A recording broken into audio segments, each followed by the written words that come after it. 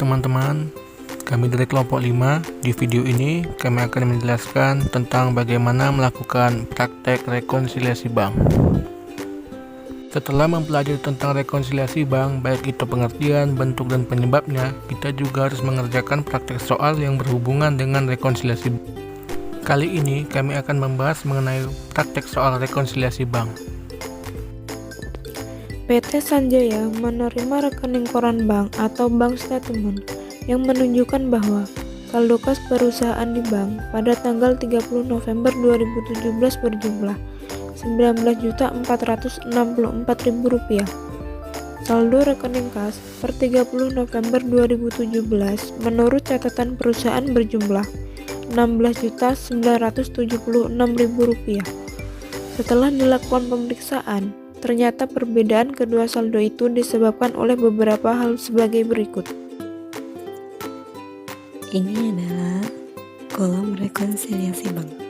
Terdapat di saldo awal pencatatan perusahaan sebesar Rp16.976.000 dan saldo awal pencatatan bank sebesar Rp19.464.000. Perusahaan menyetorkan kas sebesar Rp4.400.000, tetapi sampai dengan tanggal 30 November 2017 bank belum mencatatnya. Maka akan berpengaruh kepada pencatatan bank, yaitu ditambah setoran dalam perjalanan sebesar Rp4.400.000.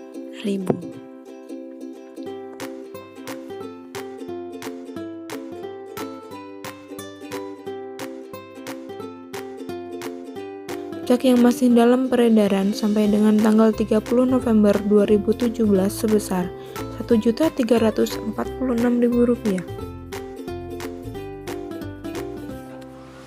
Maka hal ini akan berpengaruh kepada pencatatan bank, yaitu kasnya dikurang cek dalam perjalanan sebesar Rp1.346.000. Bank mendebet biaya administrasi bank untuk bulan November 2017 sebesar Rp26.000 dan baru diketahui perusahaan pada akhir bulan.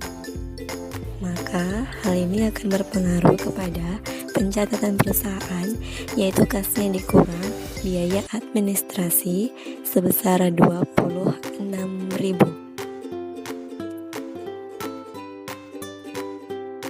Bank mengkredit jasa giro untuk bulan November 2017 sebesar Rp54.000 dan perusahaan masih belum mencatatnya. Maka hal ini akan berpengaruh kepada pencatatan perusahaan, yaitu kasnya ditambah jasa giro sebesar Rp54.000. Bank telah menagihkan wesel tagihan perusahaan sebesar Rp6.400.000 termasuk bunga weselnya sebesar Rp400.000. Transaksi ini belum dicatat oleh perusahaan. Hal ini akan mempengaruhi pencatatan di perusahaan, yang mana kasnya akan bertambah, akun penagihan piutang wesel sebesar Rp6 juta dan bunga wesel sebesar Rp400.000.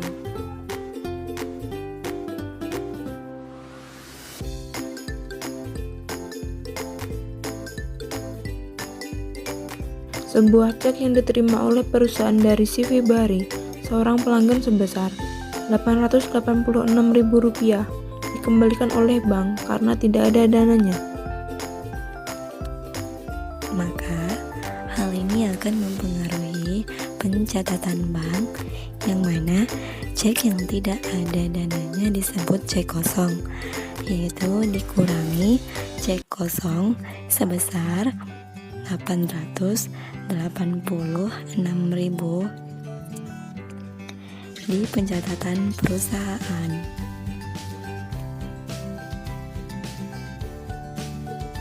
Selanjutnya, kita menjumlahkan total yang ditambah dengan total yang dikurang.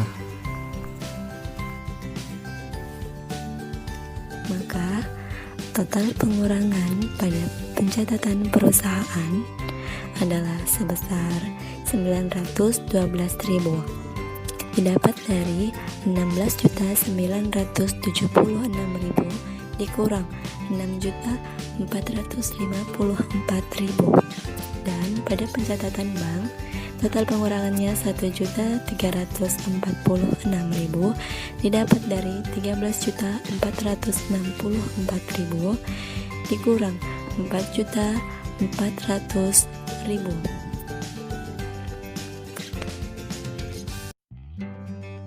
Selanjutnya, kita menghitung saldo akhir dari catatan perusahaan dan bank.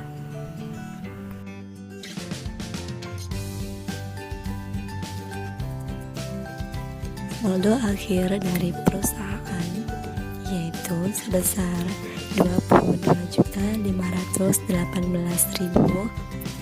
Saldo akhir pada pencatatan bank adalah sebesar 22.518.000. Nah, balance kan teman-teman pencatatan perusahaan dan pencatatan banknya pada saldo akhir yang terdapat di bawah ini.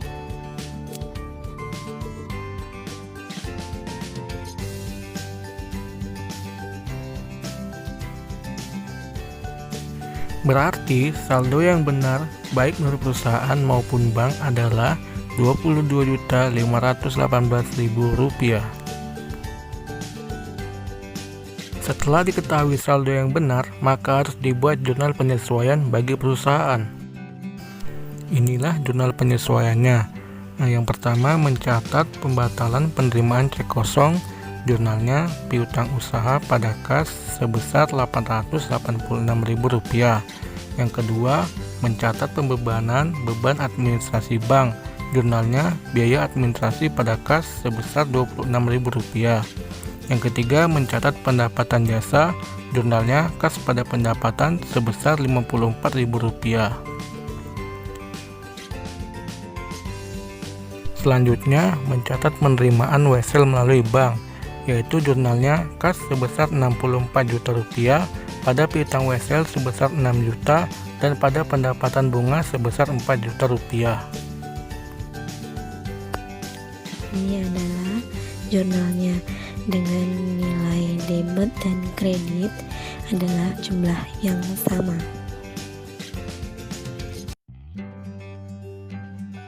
Demikianlah video penjelasan praktek rekonsiliasi bank dari kami.